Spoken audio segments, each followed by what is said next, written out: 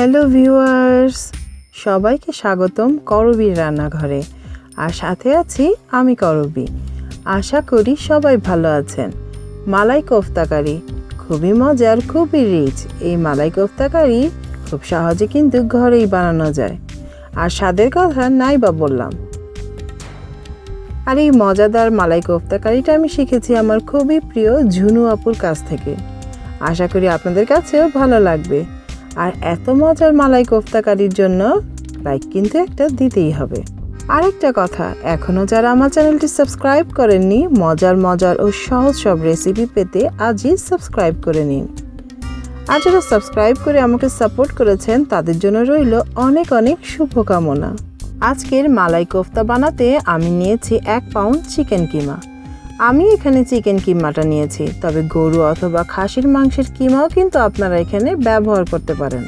আর কিমাটা কিন্তু ফ্রেশ হতে হবে। আর এই কিমাটাকে মাখানোর জন্য যা যা লাগছে, 5-6টা আস্ত কাঁচামরিচ নিয়েছি। আর 2টা কাঁচামরিচ আমি এরকম কুচি কুচি করে কেটে নিয়েছি। আর আছে 1 কাপ পেঁয়াজ। পেঁয়াজটা আমি একটু পেস্ট করে নিয়েছি। ধনিয়া পাতা নিয়েছি কুচি করে কেটে। এখানে আধা কাপের মতো ধনিয়া পাতা আছে। আদা ও রসুনের পেস্ট একসঙ্গে নিয়েছি 1 টেবিল স্পুন। এখানে নিয়েছি কোফতা বানানোর জন্য রেডিমেড যে মশলার প্যাকেট পাওয়া যায় সেই মশলা 1 টেবিল স্পুন। ভাজা জিরার গুঁড়া নিয়েছি 1 টিস্পুন।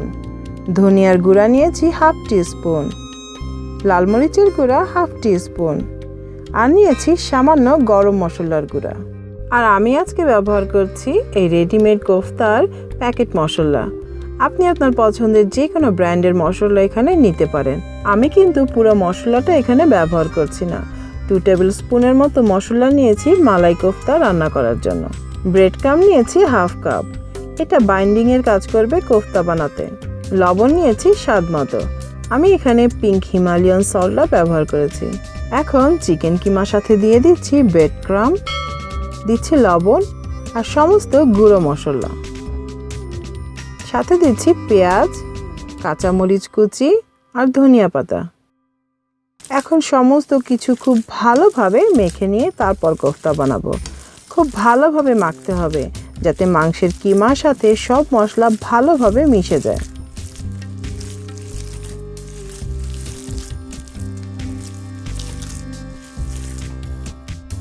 কিমা মাখানো শেষ। এখন হাতে সামান্য তেল মেখে গোল গোল করে কোফতা বানিয়ে নেব। আমি ঠিক এই সাইজের কোফতা বানাচ্ছি। আপনি চাইলে ছোট অথবা বড় করেও কিন্তু কোফতা বানিয়ে নিতে পারেন।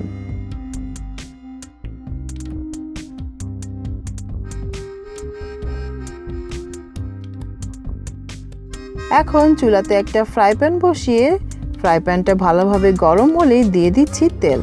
আমি এখানে 1/4 কাপ তেল নিয়েছি। আর সাথে দিচ্ছি 1 টেবিল স্পুন ঘি। ঘি দিলে কোফতাতে খুব সুন্দর একটা সুঘ্রাণ হবে। তেল গরম হতে দিয়ে দিচ্ছি একটা তেজপাতা, 1 টুকরা দারুচিনি ও 4টা এলাচ। একটু ভেজে নেব যাতে গরম মশলার সুঘ্রাণটা বের হয়ে আসে। কুচি করে কাটা পেঁয়াজ নিয়েছি 1 কাপ।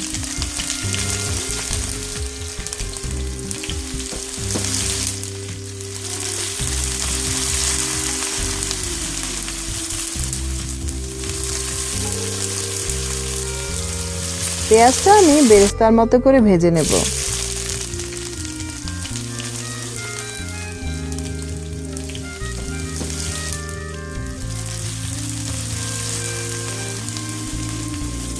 পেঁয়াজে যখন এইরকম বেরেস্তার মতো কালার আসবে তখন দিয়ে দিব আদা ও রসুনের পেস্ট একসঙ্গে 1 টেবিল স্পুন।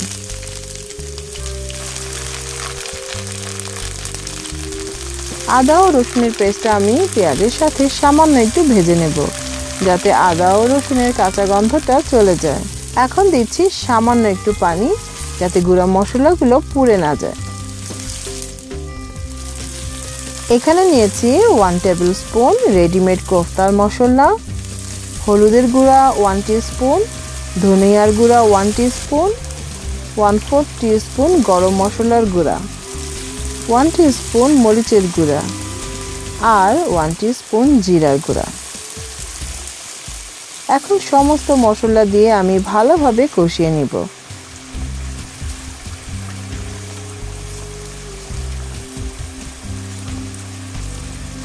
ঠিক যখন উপরে এইভাবে তেল ভেসে উঠবে তখন দিয়ে দিব 1/4 কাপ কাজু বাদাম বাটা।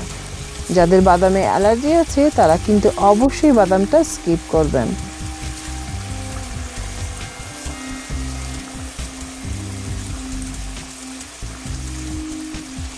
আর এখানে আছে 1/2 কাপ টক দই। টক দইটা আমি প্রথমে একটু ভালোভাবে ফেটিয়ে নিয়েছি যাতে মশলার সাথে খুব ভালোভাবে মিশে যায়। এখন টক দই দিয়ে ভালোভাবে মশলাটা কষিয়ে নিব যতক্ষণ না উপরে তেল ভেসে উঠছে।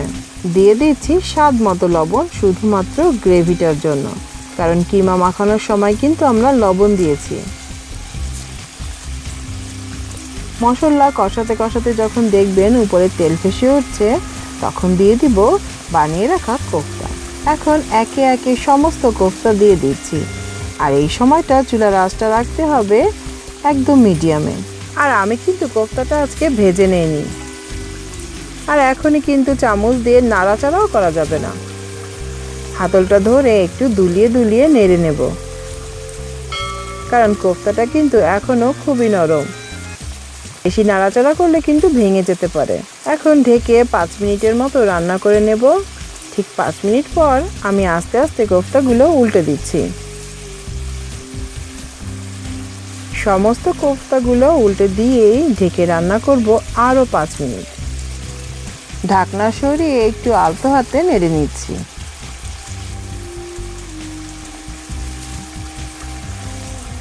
আর 5 মিনিট পরে মাংসটা সিদ্ধ হবার জন্য অ্যাড করছি 1 কাপ গরম পানি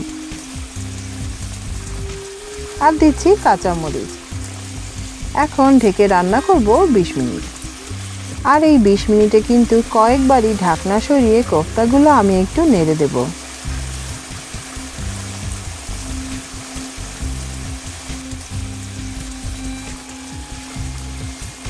ঠিক 20 মিনিট পরে যখন উপরে এমন তেল ভেসে উঠবে, পানিও শুকিয়ে আসবে, তখন দিতে হবে মালাই বা ক্রিম। আমি এখানে আধা কাপ মালাই দিচ্ছি। মালাই দিয়ে ভালোভাবে নেড়ে ঢেকে রান্না করব আরও 10 মিনিট। এই মালাই দেবার কারণেই কিন্তু এর নাম হয়েছে মালাই কোফতা কারি। আর এই সময় চুলার আঁচটা থাকবে একদম নিভুতে। 10 মিনিট পরে মালাই কোফতা কারি একদম রেডি। আজকের মালাই কোফতা কারিতে এরকম একটু গ্রেভি রাখবো, আপনারা চাইলে আরও একটু ভুনা করে নিতে পারেন।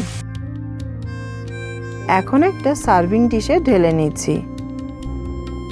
এই মালাই কোফতা ভাত, পোলাও, রুটি ও পরোটার সাথে কিন্তু খাওয়া যায়, তবে আমি পছন্দ করি নান দিয়ে খেতে।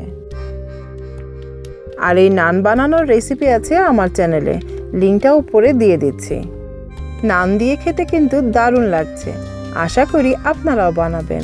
আর ঘরে মালাই কোফতা কারি বানালে কেমন হলো সেই ছবি শেয়ার করতে পারেন আমার ফেসবুক পেজে।